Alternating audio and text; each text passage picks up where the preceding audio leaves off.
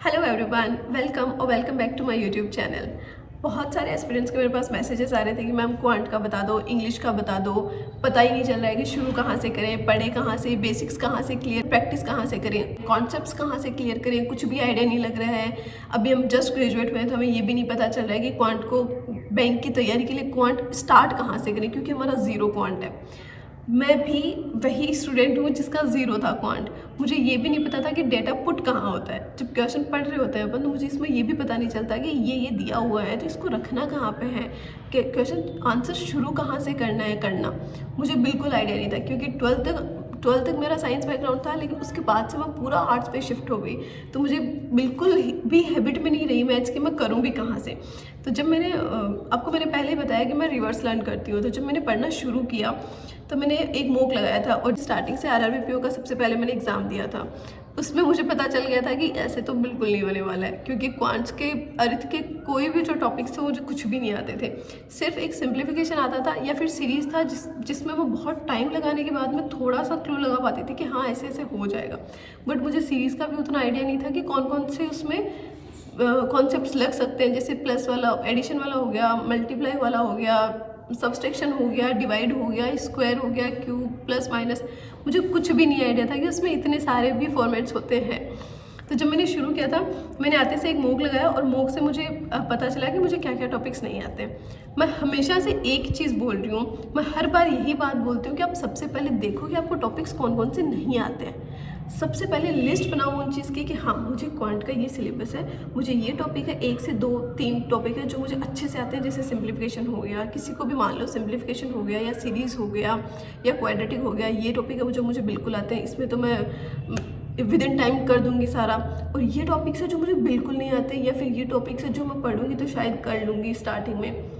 सबसे पहले आप लिस्ट बनाओ एक कि अच्छा ये टॉपिक्स हैं जो मुझे बिल्कुल नहीं आते हैं, ये टॉपिक्स हैं जो मुझे पढ़ने हैं। उसके बाद से उनमें से भी अपन को सॉर्ट करना है कि जैसे छोटे टॉपिक्स देखना पहले जो हम एक दिन में क्लियर कर लें, ऐसे टॉपिक्स साइड कर देना जिनको एक दिन में पढ़ के उनके आप प्रैक्टिस सेट एक लगा लो। जैसे मैं एक बताऊँ, बॉट एंड स्ट्रीम का टॉपिक, बॉट एंड स्ट्रीम हो गया, या फिर SICI हो गया, परसेंटेज हो गया। ये ऐसे टॉपिक है जिनको अपन एक दिन में इनका कॉन्सेप्ट भी पढ़ सकते हैं, इनके फॉर्मूलाज भी याद कर सकते हैं और इनके प्रैक्टिस सेट भी लगा सकते हैं। तो सबसे पहले आपको ऐसे टॉपिक साइड में करने हैं जो एक दिन में हो जाए और जिनको आप एक दिन में पढ़ के उनके कॉन्सेप्ट्स क्लियर कर लो, उनके प्रैक्टिस लगा लो। और 1 बाय 1 लेके चलना है। एक दिन में एक टॉपिक क्लियर करो ताकि आपको क्लियर रहे माइंड में। 2-3 टॉपिक मिक्स में हो जाएंगे तो एक भी याद अच्छे से नहीं हो पाएगा। इसलिए मैं क्या करती थी, 1 बाय 1 उसको लेके चलती थी।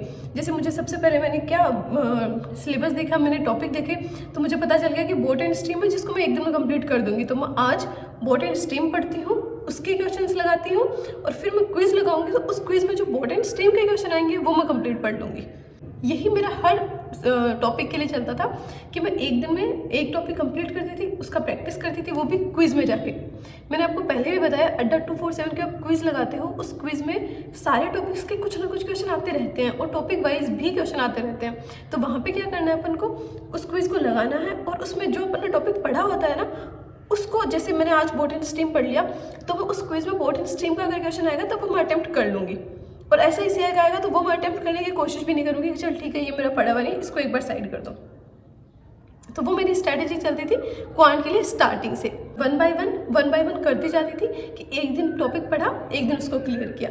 सेकंड थिंग मैं क्या करती थी कि जैसे मैंने टॉपिक कर लिया बॉट एंड स्ट्रीम, उसके कुछ फॉर्मूला होते हैं। जैसे B+C होता है वो डाउन स्ट्रीम की स्पीड होती है, B-C होता है वो अप स्ट्रीम की स्पीड होती है बोट की।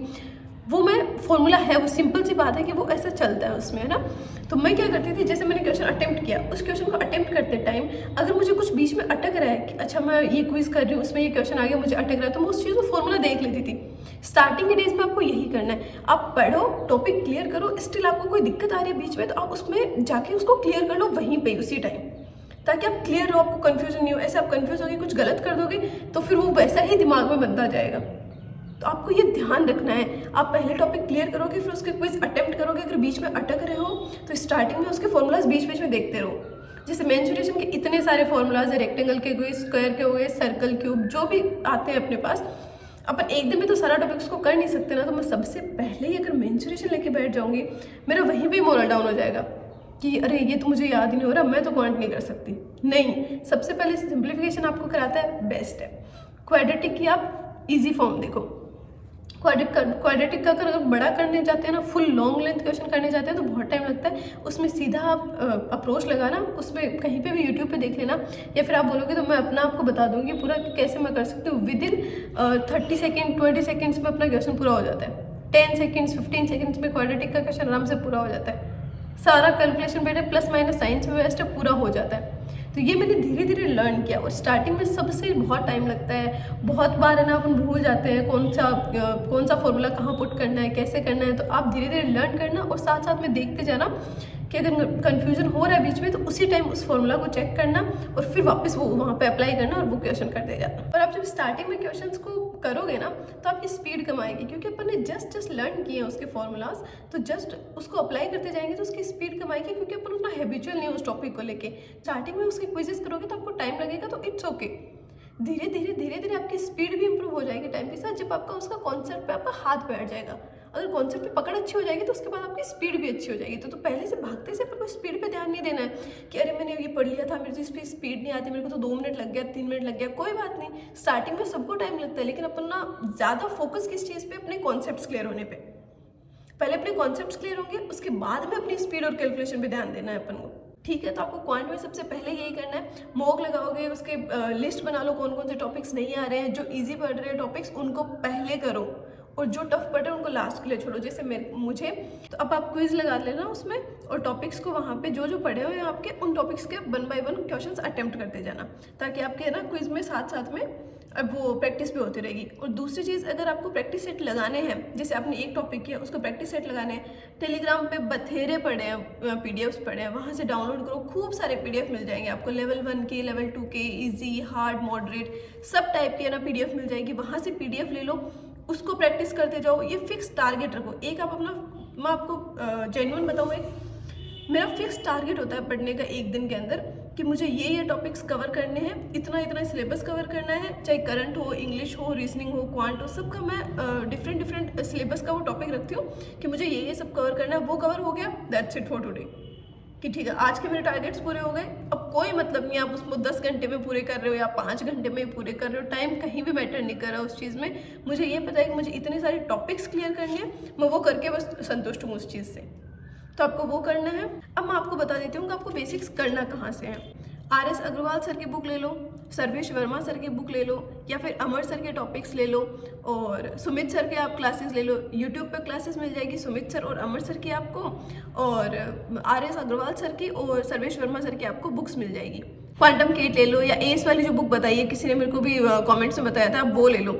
इनसे किसी से भी कर लो आप, बेसिक्स पढ़ना आपको। और पहली बात, सर्वेश वर्मा सर की बुक में कैट लेवल का देर का अपन को इतना नहीं पढ़ना है। अपने बैंकिंग में 5-7 फिक्स पैटर्न आते हैं क्वेश्चन के। आप धीरे धीरे टॉपिक्स पढ़ते जाओगे, उसके क्विज लगाते जाओगे, आपको दिमाग में हो जाएगा कि अच्छा ऐसे ऐसे क्वेश्चन ही पूछेंगे उसमें, और बेसिक से करना है। शॉर्ट ट्रिक्स पहले मत लगाना, पहले बेसिक से क्वेश्चंस क्लियर करना। धीरे धीरे अपनी अंडरस्टैंडिंग के हिसाब से आपसे खुद से वो शॉर्ट में हो जाएंगे क्वेश्चन। कम टाइम में करने के लिए आपकी खुद की अंडरस्टैंडिंग के हिसाब से आप उसको शॉर्ट ट्रिक में करते जाओगे।